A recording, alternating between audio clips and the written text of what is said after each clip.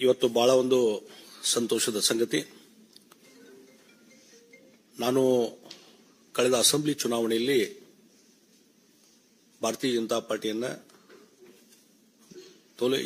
ರಾಜೀನಾಮೆ ಕೊಟ್ಟು Congress party join ಆದಂತಹ ಸಂದರ್ಭದಲ್ಲಿ ಅಲ್ಲಿ ಈಗಾಗಲೇ ನಾನು ಭಾರತೀಯ ಜನತಾ ಪಾರ್ಟಿಗೆ ಮತ್ತೆ ಪುನರ್ ಇವತ್ತು ಇಲ್ಲಿ ಸೇರ್ಪಡೆ ಆಗ್ತಾ ಇರುವುದು ನನಗೆ ಒಂದು ಸಂತೋಷದ ಸಂಗತಿ.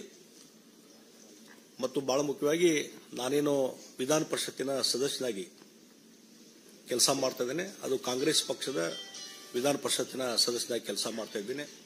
ಆ ಹಿನ್ನೆಲೆಯಲ್ಲಿ ಕರ್ನಾಟಕದ ವಿಧಾನ ಪರಿಷತ್ತಿನ ಸಭಾಪತಿಗಳಂತ ಮಾನ್ಯ ಬಸವರಾಜ ಹೊರಟ್ಟಿ ಅವರಿಗೂ ನಾನು ಫೋನ್ನಲ್ಲಿ ಮಾತಾಡಿದ್ದೇನೆ ಮತ್ತು ಈಗಾಗಲೇ ಇಮೇಲ್ ಮುಖಾಂತರ ಸದಸ್ಯತ್ವಕ್ಕೆ ನಾನು ಈಗಾಗಲೇ ರಾಜೀನಾಮೆಯನ್ನು ಕೊಟ್ಟಿದ್ದೇನೆ ಮತ್ತು ಆ ರಾಜೀನಾಮೆ ಎಕ್ಸೆಪ್ಟ್ ಮಾಡಬೇಕಂತೇಳಿ ನಾನು ಮಾನ್ಯ ಸಭಾಪತಿ ಹೊರಟ್ಟಿ ಅವರನ್ನ ವಿನಂತಿ ಮಾಡಿಕೊಂಡಿದ್ದೇನೆ. ಬಹಳ ಮುಖ್ಯವಾಗಿ ಇವತ್ತು ದೇಶದ ಮುಂದೆ ಇರುವಂತಹದ್ದು, ದೇಶವನ್ನು ಒಗ್ಗೂಡಿಸುವಂಥದ್ದು, ದೇಶದ ರಕ್ಷಣೆ ಮತ್ತು ದೇಶದ ಹಿತರಕ್ಷಣೆ.